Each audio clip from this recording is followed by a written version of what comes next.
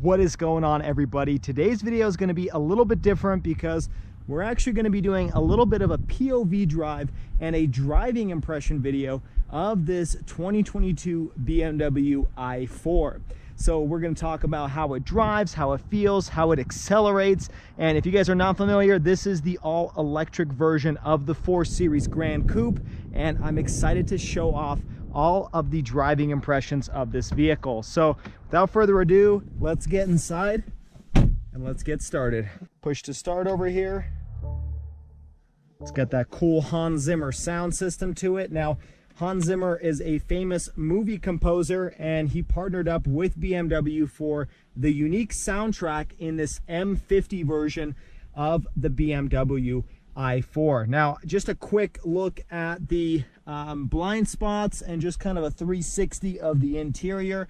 Really like this cognac leather, looks beautiful with the black contrast, and you've got this open pore wood, and then you have the dual big huge touch screens. Well, this one's not a touch screen, but this one is 14.9 inches here, 12.3 here, and just really nice finishes all throughout the cabin.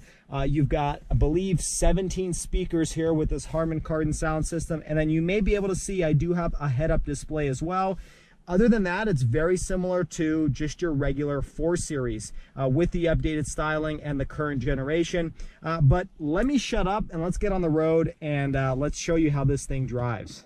Okay, we're setting off here in the BMW i4 on this really pretty canyon drive. Hopefully you guys are seeing some of the autumn colors showing through on the screen.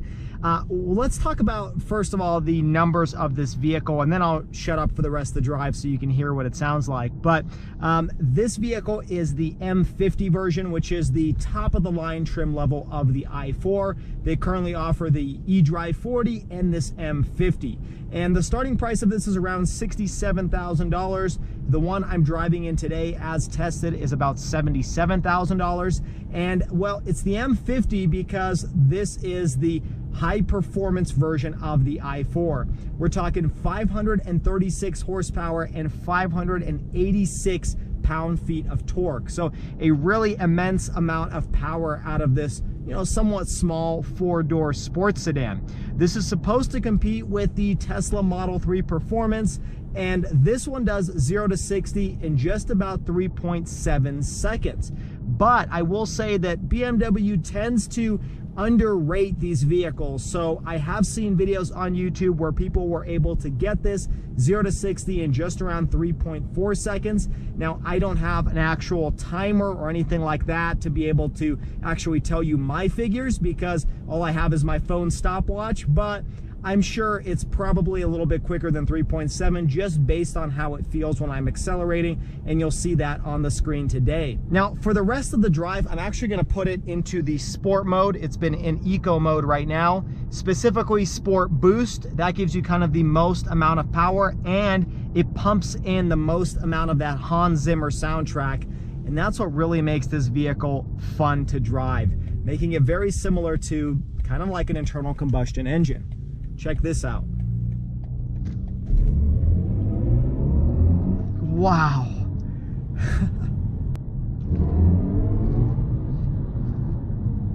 This thing gets up and goes like no other vehicle I've ever driven.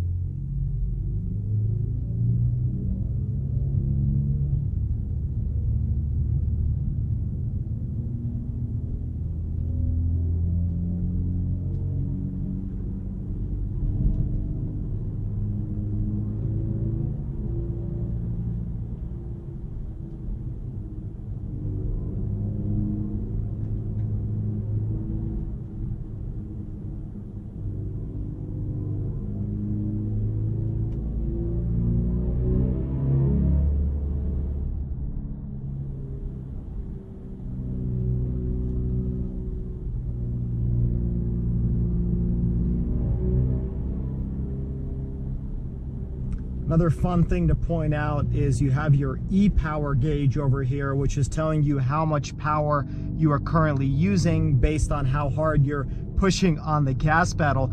And what I like about that is it almost simulates an RPM gauge on your tachometer to show you how many revs you're doing per minute. Well, this is kind of very similar to that, where it shows you how much power you're using at any given time. Wow, nothing else like that. Those G-forces are incredible. I do briefly want to talk about the regen mode. There's two different modes in this vehicle. If you put it in just the regular drive mode, this is going to act and drive very similar to an internal combustion engine. When I let go of the gas, it slowly coasts back down to 0. Now, the second mode is if you put it into the B mode. I'm not really sure what it stands for, but that mode has pretty aggressive regen braking. So when I let go of the gas, it really does bring me back to 0 very quickly.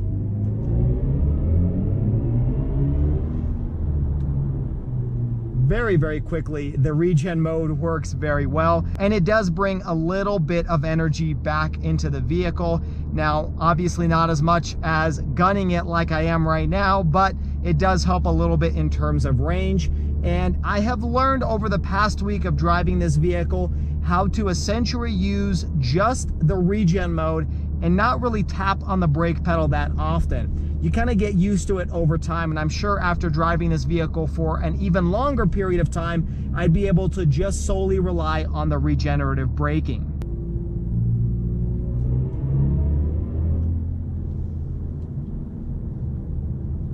Now, in terms of power delivery, I will say once you start hitting the higher speeds, you don't have the same type of breakneck type of acceleration. You're not getting whiplash when you're above 60 miles an hour. It just doesn't feel the same. And I know this because I've tested it on the freeway, and even though it's still wickedly quick and likely quicker than any other internal combustion engine vehicle I've ever driven, it's not the same as from, say, 0 to 30 or 0 to 60.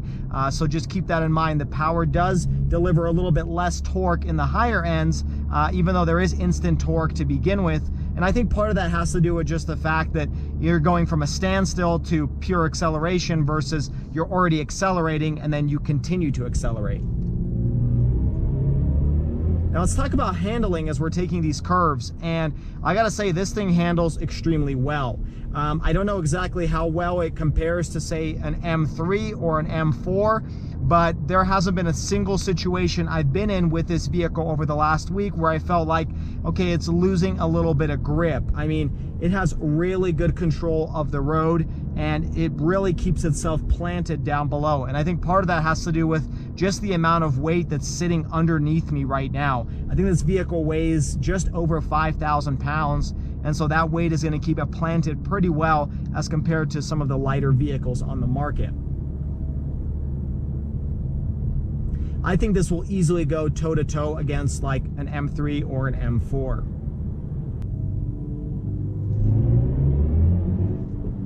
Yeah, this thing is incredibly quick, and I gotta say the sounds that are pumped in from that Hans Zimmer soundtrack make this thing feel even more fun than any other electric car I've driven. I mean, it adds to that drama because you're including more senses.